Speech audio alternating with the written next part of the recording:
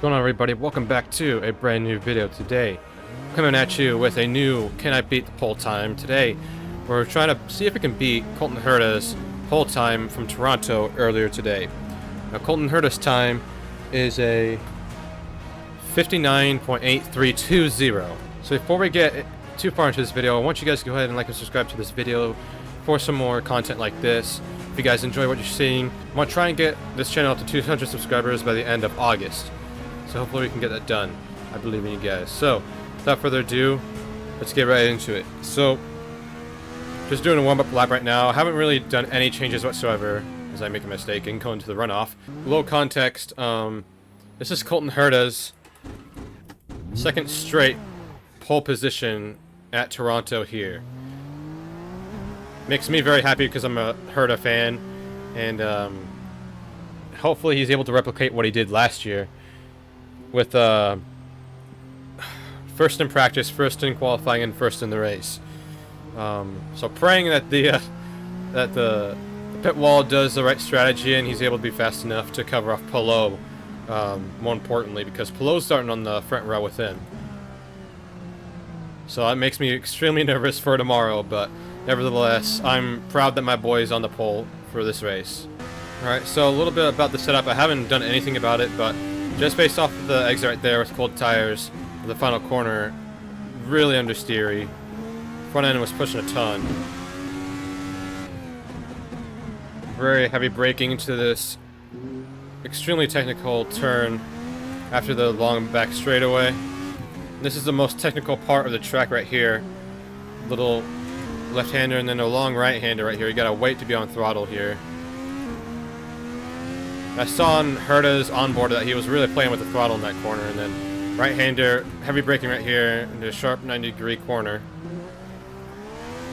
Come to the right, and then try and get a wide turn in if you can. That sets you up through these last couple of corners a little bit better. And if you get a good, line through there, you obviously have a really good shot of having a solid run into turn one again.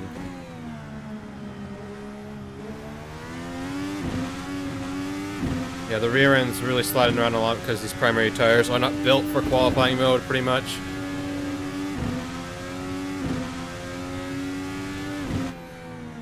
So in qualifying today, the alternate start-finish line was right before this final corner, so that when these drivers were able to get their laps in, they can immediately just hit the pits to the left right there. Try one more and see if we can go a little bit faster.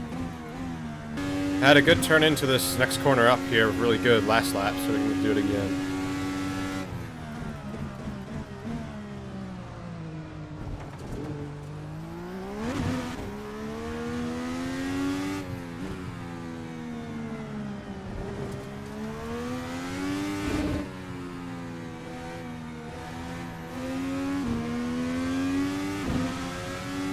Got a really good exit out of that right-hander.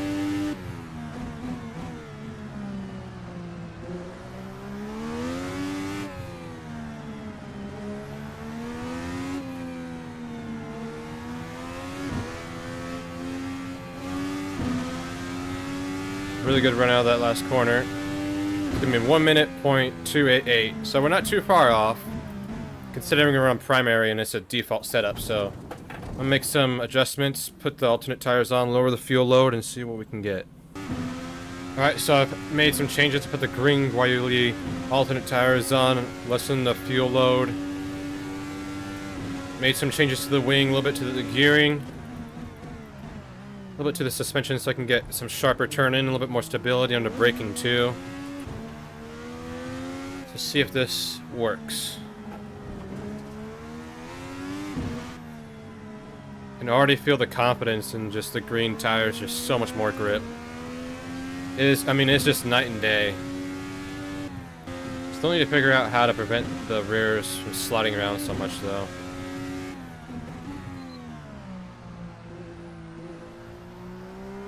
Alright, I'm just going to try and take this lap a little bit easier, just to see where the benchmark would be with just not really pushing a whole lot on these tires.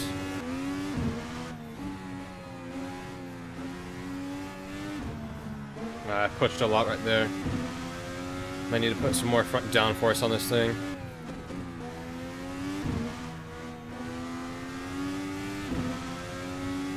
$59.9, we're almost there already.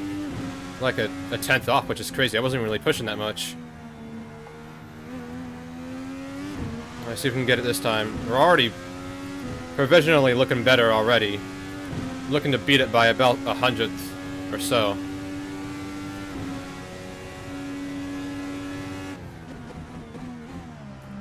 God damn it.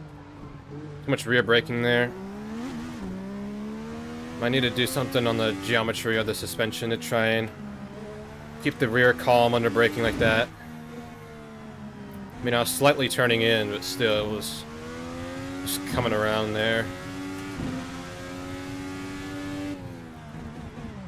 Oh, yeah. Okay.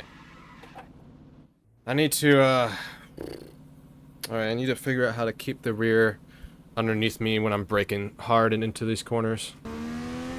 Alright, I've added some more wing into this thing, added more rear wing, a little bit more front wing, so I can hopefully get a little bit better accuracy in some of these slower corners. It's kind of hard to do because like most of the track is like it's 50-50 really with straightaways and then the technicality of these turn-ins. First test, so far so good on the adjustments to the suspension. Definitely feels pretty good on turn-in and on braking. Thing is, I've just got to make sure it doesn't slide too much off exit. But to be fair, I mean, the laps are pretty fast enough to where I can almost actually beat the pole or match the pole time without really pushing too much. But I definitely want to try and push and beat it as big of a margin as I can. Alright, so I'm to see how much slower we are really in the straightaways. Definitely seems to be like a tenth and a half maybe.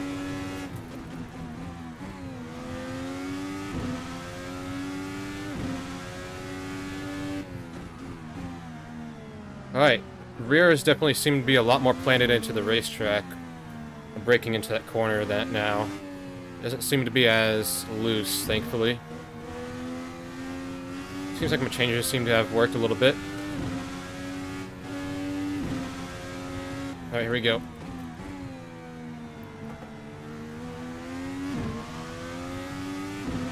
I need to get a lot more shallower exit right there, though. I need to cut off a little bit more time, but we're already like 4/10ths up on Herta's pole time already, so that's pretty awesome.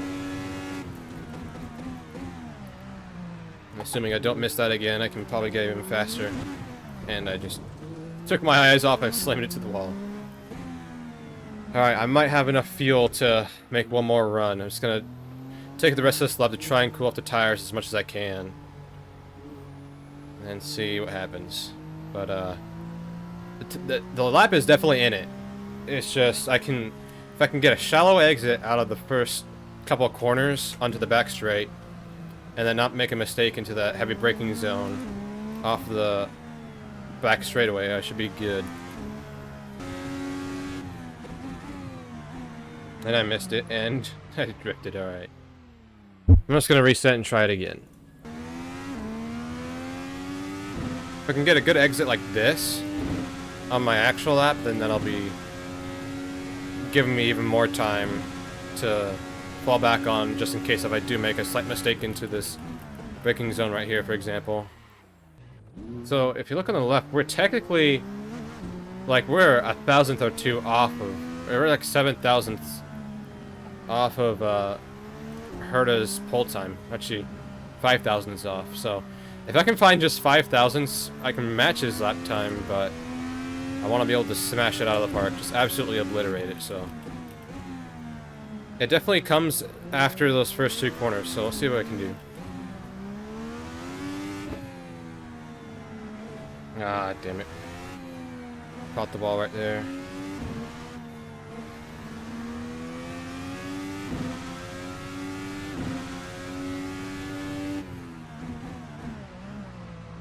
Ah, damn it, I threw it away right there. Ah, that was gonna be it, too. It sucks because that lap, that was probably like my best turn-in into that corner we just went through too.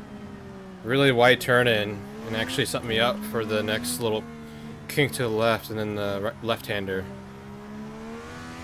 Overall, that was going to be a really good lap until I threw it away right here. I just got to brake in a straight line, really, is all I got to do. The more I turn and brake, the more the rear is going to come around.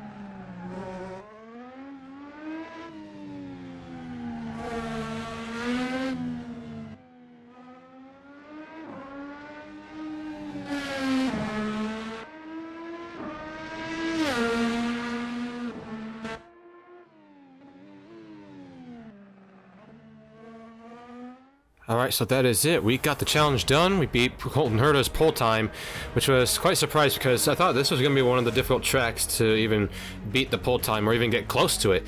And somehow we got it done. So if you guys enjoyed the video, make sure to like and subscribe down below to see more of this content. We're trying to get this channel to 200 subscribers by the end of August. I hope we can do it. Thank you guys so much for watching the video, and I'll see you guys in the next one.